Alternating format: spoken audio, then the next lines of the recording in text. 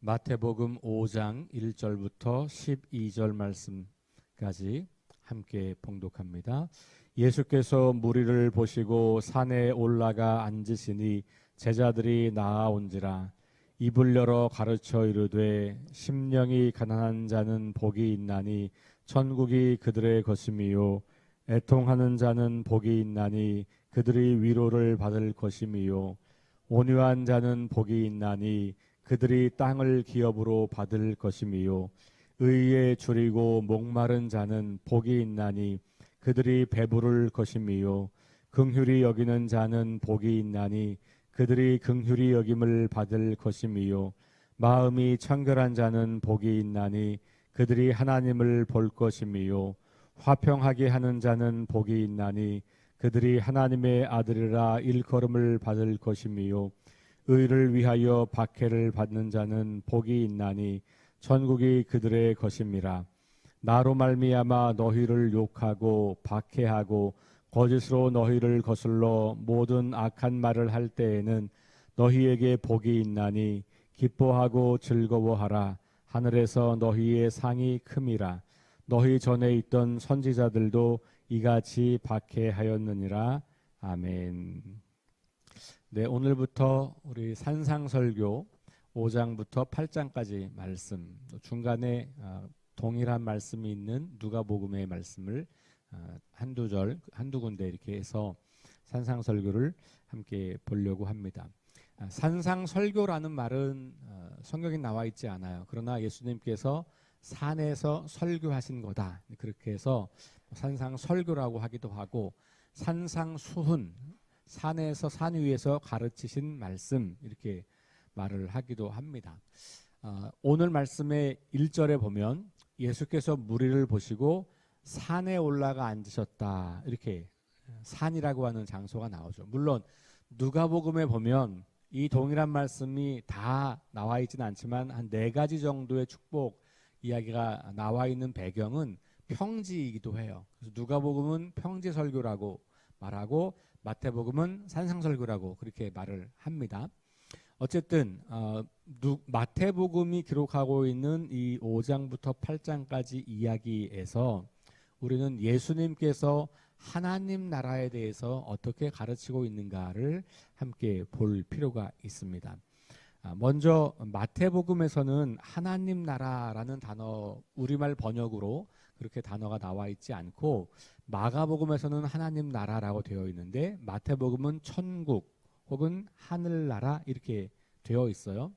왜 그렇게 되냐 하면 이게 다른 게 아니에요. 그러니까 하나님 나라, 하늘나라, 천국이 다른 개념이 아니라 이제 이 언어, 단어 사용의 문제인데 마태복음의 청중, 아주 초기에 이 마태복음을 듣는 사람들 혹은 마태복음을 읽는 사람들은 누구냐면 주로 유대인에서 개종한 그리스도인들이에요. 그런 사람들을 유대인 그리스도인이라고 말합니다. 누가복음의 청중은 대부분이 이방인 출신 그리스도인이에요. 근데 유대인들은 하나님이라는 단어를 사용할 수 없어요. 왜냐하면 그건 너무 거룩한 단어여서 그걸 말하는 순간 자기들은 죽는다고 생각했어요. 그래서 히브리어에 지금도 히브리어를 기록할 때 하나님이라고 하는 단어에서는 모음을 쓰지 않습니다. 발음을 아도나이라고 발음을 하는데 그 모음을 붙여지지 않는, 그러니까 정확하게 그걸 표현하지 않는다는 거고, 심지어 더 보수적인 유대인들은 아도나이라는 단어도 말하지 않고요, 4글자 단어 이런 식으로 표현을 해요. 그러니까 그만큼 유대인들은 하나님의 거룩하심을 존중하는 사람들이어서 하나님이라는 단어조차 사용하지 않는 사람들이다 보니까 하나님 나라라고 하는 단어를 그렇게 쓸 수가 없는 거죠. 그래서 하늘나라 혹은 천국, 우리말로 번역은 그렇게 되어 있고요. 히브리어로, 이 헬라어로도 그렇게 되어 있어요. 그러니까 그런 개념의 차이가 있다. 그러니까 이게 마태복음이 말하는 천국과 마가복음이 말하는 하늘나라가 다른 게 아니다. 일단 그렇게 기억을 하시면 좋을 것 같고요. 자, 이 5장에 제일 처음에 나와 있는 흔히 말하는 팔복이라고 말하기도 하고, 간만히 따져보면 실은 세어보면 9가지거든요. 그런데 이제 팔복이라고 흔히 이야기를 해요. 왜냐하면 8번째와 9번째는 같은 거라고 보기도 해요. 그러다 보니까 전통적으로 오랫동안 팔복 그렇게 우리가 표현을 해왔습니다. 자, 하나하나 보면 3절 심령이 가난한 자는 복이 있나니 이렇게 나와 있고요. 4절 애통하는 자는 복이 있나니, 5절 온유한 자는 복이 있나니, 6절 의에 줄이고 목마른 자는 복이 있나니, 7절 긍휼히 여기는 자는 복이 있나니, 8절 마음이 청결한 자는 복이 있나니, 9절 화평하게 하는 자는 복이 있나니, 10절 의를 위하여 핍박을 받는 자는 복이 있나니. 요까지 해서 8개죠. 근데 11절을 보면 나로 말미암아 너희를 욕하고 박해하고 거짓으로 너희를 거슬러 모든 악한 말을 할 때에는 너희에게 복이 있나니. 또 나오긴 하지만 요 11절에 나와 있는 것은 10절에 나와 있는 박해를 받은 자의 연속선상에 있다라고 볼 수가 있겠습니다. 그래서 10절과 11절을 묶어서 하나로 팔복 이렇게 보는 경우도 있고, 엄격하게 좀 이렇게 구분하고 싶은 사람들은 말은 우리가 그냥 통상 팔복이라고 말하지만 실은 9가지다 이렇게 그냥 보는 분들도 있습니다. 어쨌든 자, 그런데 이제 여기서 우리가 생각한 중요한 것은 우리가 그러면 이렇게 살아야 천국을 갈 수 있는 거냐, 이렇게 살아야, 이게 다시 말하면 천국 하나님 나라에 들어가는 조건으로서 이것을 말한 거냐, 그렇게 볼 수 없다. 이건 조건이 아니라 하나님 나라의 삶의 방식을 선언적으로 표현하고 있는 것이다 라고 보아야 합니다. 왜냐하면 이 말씀을 듣는 청중들이 누구냐 하면 그냥 무리들이 아니고 1절 다시 보시면 제자들이 나왔다 이렇게 나와 있어요. 제자들. 그러니까 이미 예수님을 영접한, 그러니까 예수님이 나의 구주라고 고백한, 회개하고 하나님께로 돌아온 사람들, 다시 말하면 이미 하나님 나라 백성된 사람들에게 들려주는 이야기라는 거예요. 물론 그렇다고 해서 여기 나와 있는 제자들, 하나님 나라 백성들이 이렇게 완벽히 살고 있냐? 그렇진 않지만, 그러나 이미 그런 사람들이 이와 같은 삶을 누릴 수 있는 사람이라고 하는 것을 말해주는 거죠. 그러니까 조건으로서 이렇게 하면 천국에 간다라고 하는 조건, 이렇게 살면, 이런 윤리를 행하면 천국에 들어간다라고 하는 맥락이 아니라고 하는 것을 먼저 잘 유념하시는 게 좋습니다. 자, 5장을 읽었습니다만 4장 23절부터 25절까지 말씀을 한번 살펴보면 어떻게 나와 있냐면 예수님의 이 공생의 사역을 요약하고 있어요. 자, 예수께서 온 갈릴리에 두루 다니사 그들의 회당에서 가르치시며 천국 복음을 전파하시며 백성 중에 모든 병과 모든 약한 것을 고치시니 이랬어요. 23절이 예수님의 사역의 이 압축 표현이에요. 그분이 하신 게 뭐냐 하면 천국 복음, 하나님 나라 복음을 전파하셨어요. 그리고 병과 약한 것들을 고치셨어요. 자, 그 다음에 24절로 넘어가면 그의 소문이 온 수리아에 퍼진지라 이렇게 나와 있고, 사람들이 모든 앓는 자, 각종 병에 걸려서 고통당하는 자, 귀신 들린 자, 간질하는 자, 중풍병자들을 데려오니 그들을 고치셨다 그랬어요. 자, 그리고 25절에 가면 갈릴리와 데가볼리와 예루살렘과 유대와 요단강 건너편에서 수많은 무리가 따르니라 그렇게 나와 있죠. 그러니까 이 표현 23절부터 25절까지가 마태복음이 요약하고 있는 예수님의 사역, 그리고 그 결과이죠.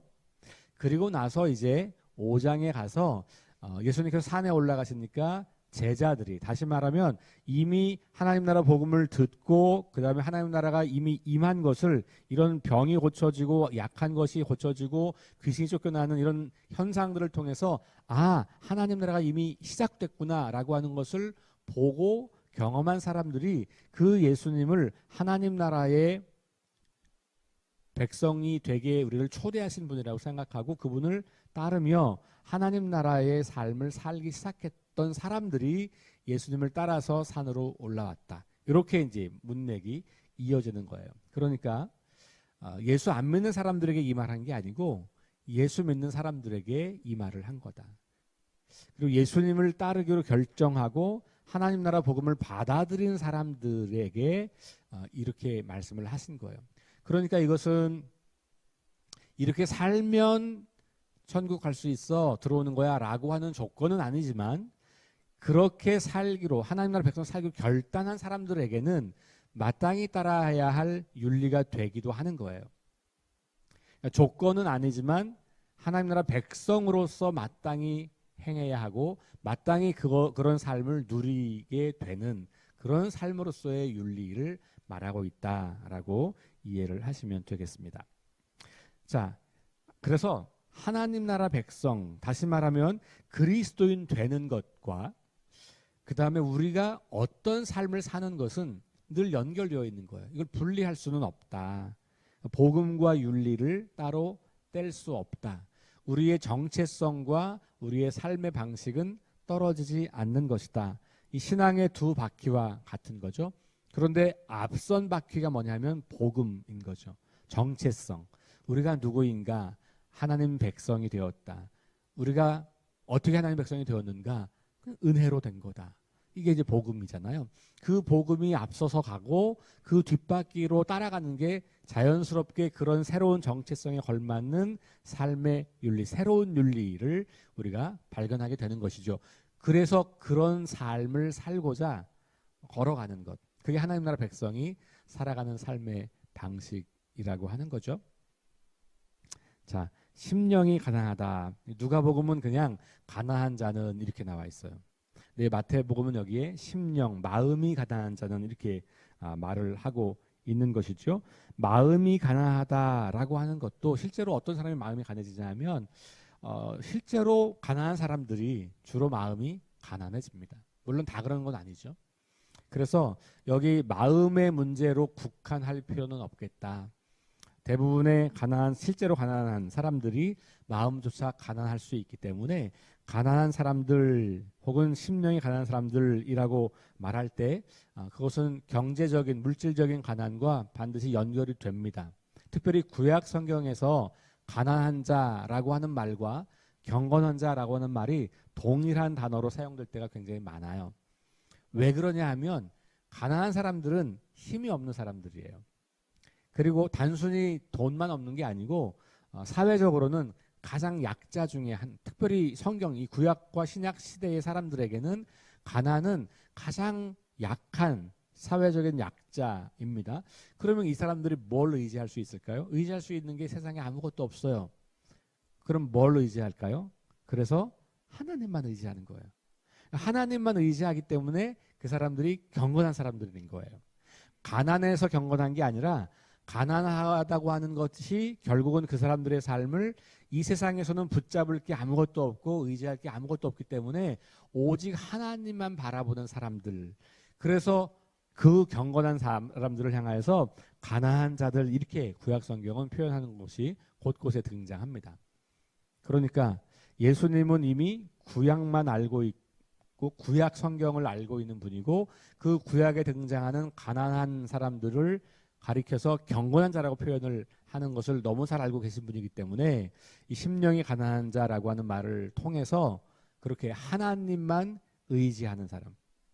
그러니까 우리가 가진 것이 없어서 마음이 가난해지면 우리가 붙잡고 의지할 것은 하나님밖에 없으니 그런 사람들이야말로 하나님 나라를 누릴 수밖에 없겠다.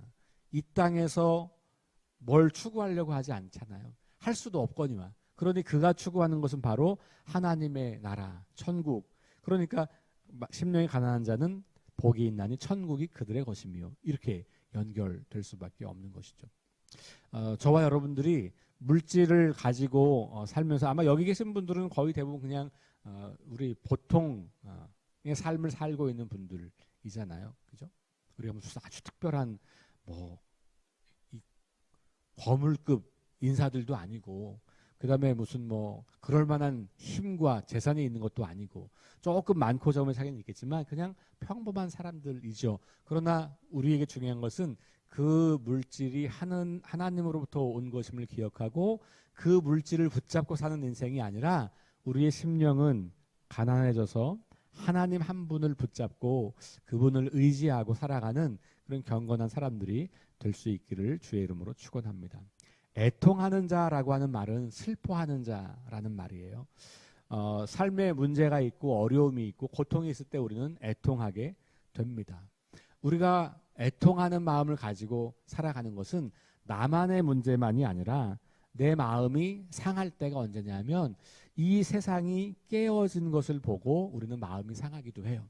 그렇죠? 누군가 고통을 받는 걸 보면 우리 마음이 상하고 애통해 하죠. 그러니까 이게 자기의 문제 때문에 그런 것만이 아니라 이 세상 깨어진 나의 모습, 깨어진 세상의 모습, 깨어진 이 하나님의 창조 세계를 바라보면서 안타까워하고 애통하는 사람들, 하나님의 공의가 더디게 실현되는 것을 슬퍼하는 사람들, 우리 어제 이사의 그 기도처럼 도무지 이 세상에 소망이 없는 것처럼 보이는 그 절망스러운 상황에 가슴 아파하며 하나님을 붙잡고 기도하는 사람들, 이런 말인 거죠.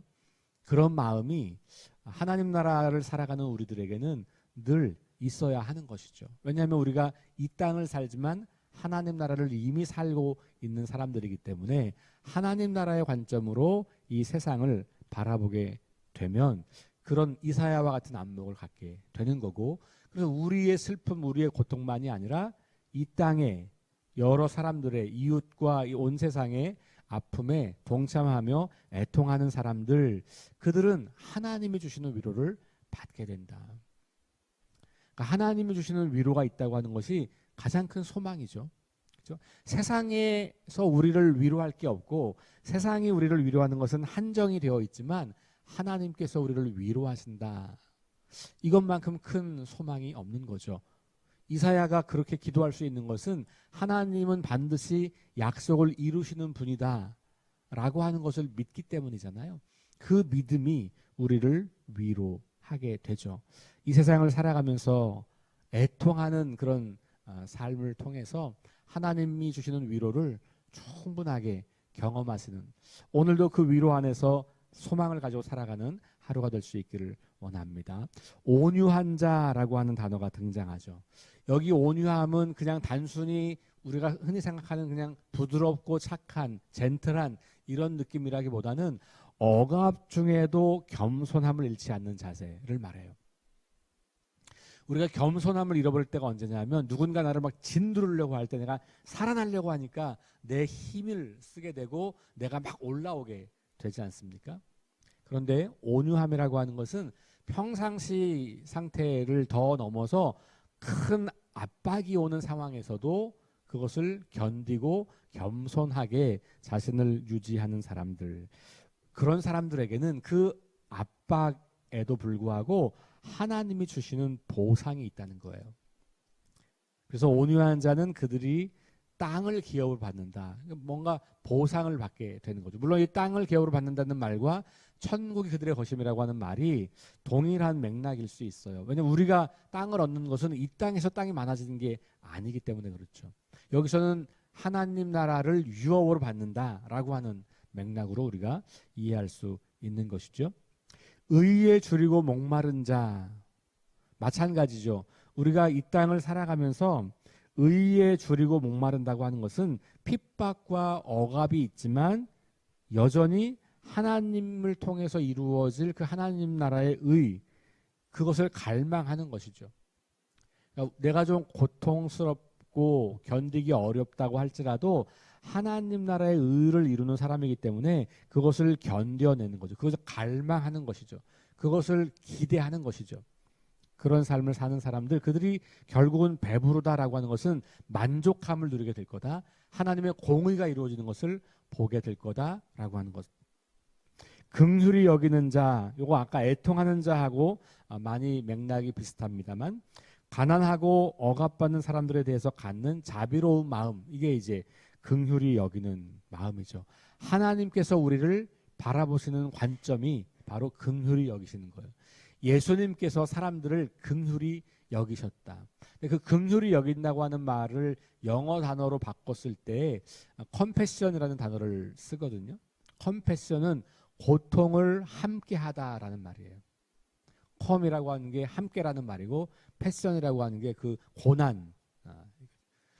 패션 오브 크라이스트, 그리스도의 고난, 그 멜 깁슨이 감독한 영화 있었잖아요. 그 패션, 그게 이제 고난이거든요. 그러니까 고난에 함께하는 사람들, 이게 긍휼히 여긴다는 말이고, 이것이 바로 하나님이 죄인인 우리를 향해서 갖고 있었던 마음이고, 예수께서 하나님 나라를 선포하시면서 사람들을 고치시고 치유하셨을 때 가졌던 마음이었다. 우리가 그 마음을 갖게 될 때 우리도 긍휼히 여김을 받게 되는 것이다.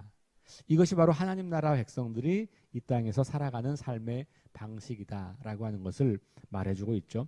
마음이 청결한 자, 여기 마음이 청결하다고 하는 말은 동기가 순수한 것, 동기. 우리 겉모양은 비슷하잖아요. 예를 들면 어떤 사람이 착한 행위를 했어요. 남들이 보기에. 그런데 그 착한 행위 이면에 동기가 악한 의도가 있을 수도 있어요. 그러니까 잠깐 저 사람에게 이렇게 해서 환심을 사가지고 나중에 저 사람의 등을 쳐서 내가 저 사람의 재산을 다 갈취할 목적으로 착한 행동을 하면 그 착한 행동이 아니잖아요. 근데 우리는 몰라요. 왜냐하면 겉으로 드러난 것만 보니까. 그런데 하나님은 마음을 보시는 분이기 때문에 그걸 다 아시죠. 그러니까 우리가 하나님 앞에서는 겉모양으로 드러나는 게 아니라 우리 마음의 상태가 드러나는 거고, 그런 의미에서 이 말은, 마음이 깨끗하다라고 하는 말은 생각과 동기가 순수하다. 예수님께서 이 말씀을 나중에는 두 마음을 품지 않는 것, 두 마음 품다고 하는 말은 마음이 이렇게 나뉘어진다는 거거든요. 동기가, 불순한 동기가 끼어든다는 이야기를 하는 거예요. 그러니까 하나님 나라 백성들이 살아가는 삶의 방식은 우리가 동기가 굉장히 중요하다. 겉으로 드러난 행동들 이면에 있는 그 동기. 예수님이 바리새인들과 끊임없이 갈등했던 이유가 바로 여기 있잖아요. 그들은 겉으로는 율법을 다 지키는 것 같아요. 겉으로는 레위기의 그 정결법을 다 준수하는 것 같아요. 그런데 그들의 속마음은 그렇지 않은 걸 주님이 아셨기 때문에 외식하는 자라고 늘 비판을 하셨단 말이에요. 그게 뭐냐면 그 동기와 마음과 생각이 순수하지 않은 불순한 의도를 가지고 그 행위를 할 때 그것을 주님은 가장 싫어하셨습니다. 그 사람들이 하나님을 본다 이렇게 말하죠. 사실 하나님은 보이지 않는 존재잖아요. 그 하나님을 보는 눈은 바로 동기와 그 우리 마음의 영적 상태와 관련이 있기 때문에 마음이 청결한 자가 하나님을 본다. 겉으로 드러나는 행위를 괜찮게 하는 사람들이 하나님을 보는 게 아니고 그 속마음이, 그 동기가 순수하고 깨끗한 사람들이 결국은 하나님을 볼 수 있는 영안을 가진 사람이다라고 말을 하는 것이죠. 화평케 하는 자 복이 있다. 그러면서 그사 하나님의 아들이라 일컬음을 받는다 그랬죠. 여러분, 예수님께서 이 땅에 오셔서 하신 일을 다르게 표현하면 화평케 하는 일이었습니다. 바울이 에베소서나 이런 그 서신서에서 그런 표현을 많이 하죠. 그렇죠? 하나님과 원수되었던 우리를 평화롭게 화평하게 했다. 그래서 화목제물로 오셨다. 이런 말이 다 이 평화, 화평이라는 말과 같죠. 근데 그 예수님이 누구예요? 하나님의 아들. 그러니까 예수님처럼 그렇게 평화를 이루는, 다시 말하면 하나님과 사람들 사이를 연결하고 사람과 사람 사이에서 그 하나님의 사랑과 평화로 평화를 추구하는 사람들이야말로 하나님의 아들, 예수님처럼 하나님의 아들이라 일컬음을 받는 존재가 된다라고 하는 것을 우리에게 말해주고 있어요. 10절과 11절 묶어서 박해를 받는, 여기 의를 위하여인데 여기 의는 하나님의 의인 거죠. 하나님의 그 의로우심, 하나님의 의, 하나님 나라의 공의, 이런 것을 위해서 박해를 받는 자, 예수님 때문에, 하나님 나라를 선포하시는 예수님 때문에, 하나님 나라의 의를 선포하시는 그 예수님 때문에 모욕을 당하고 박해받고 거짓말로 거슬려서 모든 악한 것을 경험하게 될 때, 그때 그런 사람들은 오히려 하나님께서 주시는 위로를 누리게 되고 하나님 나라를 차지하게 되고, 그런 사람들이 마지막에 12절 하늘에서 큰 상을 누리게 된다. 그리고 앞선 선지자들도, 다시 말해 앞서서 하나님을 신실하게 따랐던 사람들도 그렇게 박해를 받았었다. 그러면서 이 세상에서 하나님 나라의 의 때문에 예수님을 따르는 것 때문에 박해를 당하는 것은 두려운 일이 아니라 기뻐할 일이다. 그러니까 이 산상설교는 이 땅에서 누리는 복을 말하는 게 아니고 종말론적으로 하나님 나라가 완성될 때 그때 누리는 그런 복이라고 우리는 보게 되는 거고, 그래서 우리가 이 땅을 살아갈 때에 소망이 없는 것처럼 보여도 우리는 이 종말론적인 믿음을 갖고 있기 때문에 빼앗길 수 없는 소망 가운데 살게 되는 거고, 그것이 우리에게 가장 큰 위로를 주는 것이죠. 물론 이 세상에서도 우리가 많은 그 물질적이고 세상적인 복을 누릴 수 있다면 참 좋을 것 같아요. 때로 하나님은 그런 것들을 우리에게 주시기도 합니다. 그런데 그걸 우리가 원한다고 항상 그걸 주시지는 않으신단 말이죠. 그런데 이 하늘의 상, 종말론적인 주님 나라가 완성될 때 누리는 그 축복과 그 상은 결코 변치 않고 결코 빼앗기지 않는 그런 상인 것을 우리가 보게 되는 거죠. 우리가 하나님 나라 백성이 된 사람들이죠. 이렇게 살아야 하나님 나라 백성이 되는 건 아니지만 이미 하나님 나라 백성으로 이와 같은 삶이 우리의 정체성과 우리의 삶의 방향과 연결됐다고 하는 것을 이해하시고 하루하루 이러한 삶을 통해서 하나님께서 주시는 큰 그 복과 상을 마음껏 누리며 그 주님 앞에서 기뻐하고 즐거워하는 삶을 지금 여기에서부터 내게 그 약속된 상이 있으니 여기서의 삶이 조금 어렵고 힘들고 고통이 온다고 할지라도 그 믿음을 지금 이 시간으로 당겨서, 다시 말하면 나중에 누리게 될 그 하나님 나라의 영광을 지금 이 땅에서부터 누리며 살아가는 사람들, 그런 저와 여러분 될 수 있기를 주의 이름으로 축원합니다. 기도하겠습니다. 하나님 나라 백성들이 누리는 삶에 대해서 오늘 말씀을 들었습니다. 마음이 가난한, 애통하는, 온유한, 긍휼히 여기는, 마음이 청결한, 화평하게 하는, 의를 위하여 박해를 받는, 예수님의 이름 때문에 욕을 먹고 박해를 당하고 억울하게 누명을 쓴다고 할지라도 하늘에서 받을 상이 크기 때문에 지금 여기에서부터 기쁨을 누리고 즐겁게 삶을 살아가는 믿음의 사람들 될 수 있도록 우리를 인도하여 주옵소서.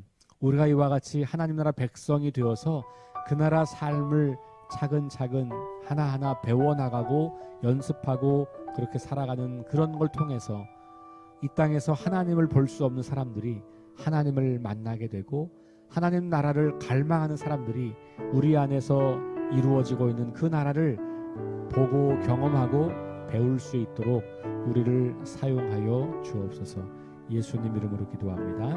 아멘. 합심해서 기도합니다. 성령의 능력으로 하나님 나라를 증언하고 살아내게 하소서. 하나님 말씀이 기준이 되게 하소서. 질병과 연약함으로 고통당하는 사람들을 치유하여 주소서. 오늘 우리 문신설 권사님 어머님의 장례, 화장 이런 모든 예식 가운데 하나님 함께 해주시고 그리고 그 유족들 주님의 위로를 허락해달라고 함께 기도하시고, 전쟁과 자연재해와 가난과 억압으로 고통당하는 지구촌 이웃들에게 은혜를 베풀어 달라고 다음 세대 위해서 우리 함께 합심해서 기도하시고 개인 기도하고 돌아갑니다.